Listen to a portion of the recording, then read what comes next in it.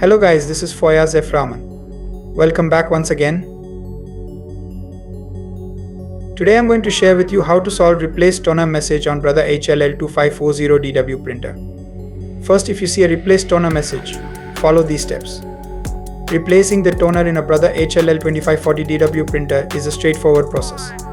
Here's a step-by-step guide to help you through it. Turn on the printer, make sure your printer is powered on. If it's off, press the power button to turn it on.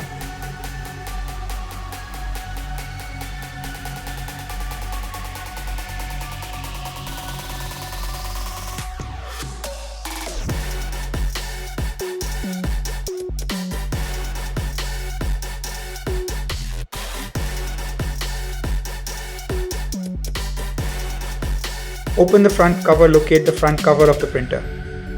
It usually swings open to give you access to the toner and drum unit.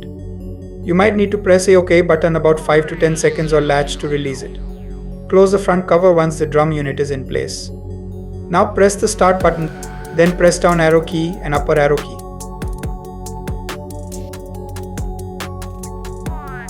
Close the front cover of the printer. You should hear it click or latch into place. Reset the toner counter. Some Brother printers require you to reset the toner counter. Check your printer's manual or follow the on-screen instructions to do this. Typically, you'll need to press a combination of buttons on the printer's control panel. For the HL-L2540DW, you can usually reset the toner counter by pressing and holding the OK button for several seconds. Print a test page to ensure everything is working correctly. Print a test page or document. If you encounter any issues or error messages, consult the printer's manual or Brother support website for troubleshooting tips. I hope you liked this video. Please don't forget to subscribe my channel. Thanks for watching this content.